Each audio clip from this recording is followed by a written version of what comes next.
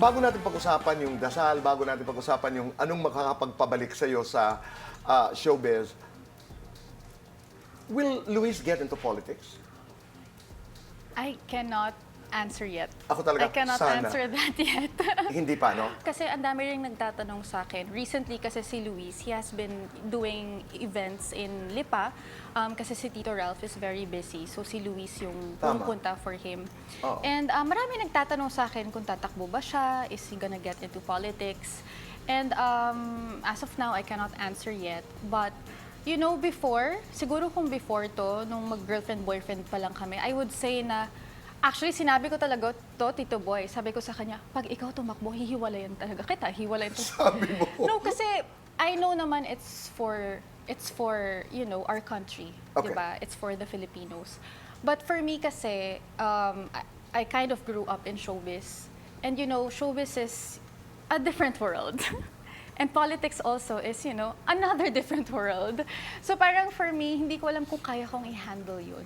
But you know, at this point, Now that you're married. now that I am married to him, and also I've been with sila Momski, sila Tito Ralph, and I've seen, mas lalo na ng pandemic, I've seen kung paano yung public service nila. And isa lang masasabi ko talaga, grabe talaga yung public servants natin. I mean, of course, I could only speak for my in-laws. Para sa akin, si Luis, family niya yan eh. And that's, you know, that's part of him. Yes. And I cannot deny him that. If ever man he's gonna run, sino ba naman ako para ipagkait sa kanya yung ganung parte ng buhay niya. So sinabi ko talaga sa kanya, just in case, diba, if ever you decide to run, I will be here for you. Parang inassure ko siya. Kasi before, diba, sige, hiwalay talaga, kita mo yung mga ganun-ganun pa akong arte. But you know, when I saw them, You're right. grabe talaga. And you're exposed to the best. And I think I mean, wala ka masasabi sa paninilbihan, halimbawa, ni Ate V.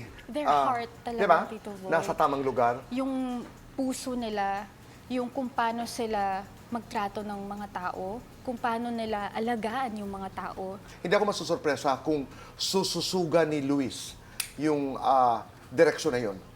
Oo. And I know he's gonna do well wherever he goes because he puts his all Yes. in anything that he Yes. does. In anything that he does. What will make you come back?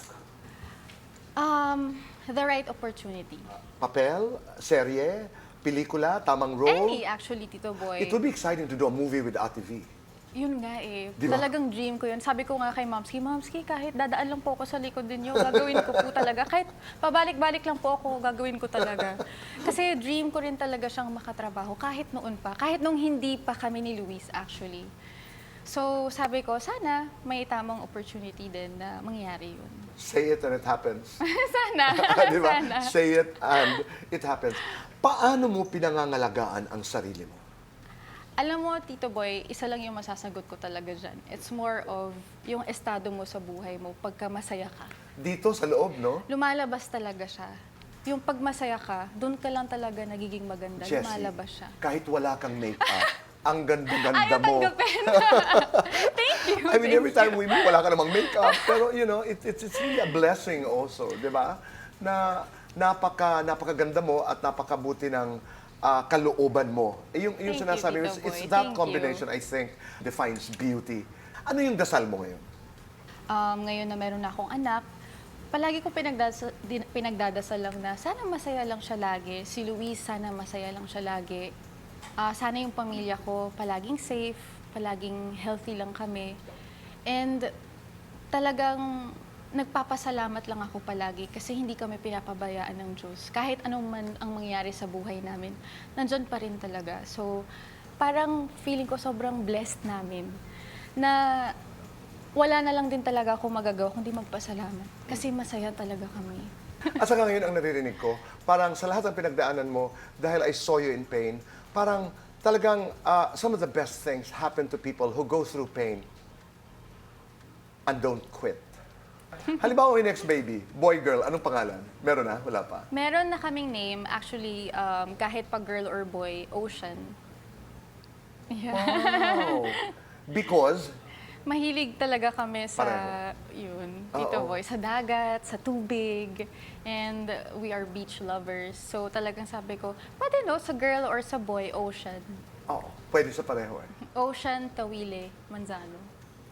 Ano? Ay nako, hindi kami matatapos ni Jessie. Pero ganito lang yan. Tingnan nyo naman ang tayo namin. Alam mo Sabi naman. lang, oo. Can you teach me daw to do a summer pose? Summer pose? summer Oh my pose. gosh. Oo. Actually, dito boy, kasi mabalakangin akong tao. So, saan po ba dapat humarap? Dito po Ah, ba? dito? Dito, ayan. Sige nga. So, parang talagang, ang gagawin ko, my right foot palagi. Kasi ang angle ko right eh. So, yung okay. right foot ko palaging nasa harap ng left foot ko. Para yung balakang ko talagang lumabas. Okay. And ia-angle mo siya, yung body mo, nakaharap siya pa ganun. Hindi pa ganyan, mas more of pa ganyan. Body dito, Yeah. camera dito, ang mata dito. Yes, ganyan. Uh-huh. Tapos yung arm ko, it's either I'm gonna put it here, my right hand, I'll Okay. put here, or the other I'm gonna put sa may Para neck may ko. ano? Para may korte siya. So pag nakita nyo siya ng head to toe, talagang parang may shape na, I'm not sure if Right. pa S or like, basta may curve. So may kita mo yung dito, yung sa may balakang, tapos ganun. Talagang the art of posing. Yeah. Jessie, maraming salamat. Thank you, Tito Boy. So proud of you. Thank you. So proud of you. Welcome to Fast Talk. Pagkasabi Thank kay you. Luis, pag nagkaroon siya ng panahon, magkwentuhan Yes, tayo dito. sabihan ko siya. Di ba? Yes. Kwentuhan tayo dito. Thank you. Thank you. And you have my love. Thank you. You have Tito my Boy. I love you. big love. I love you too. Salamat. Salamat, Jess. Thank you.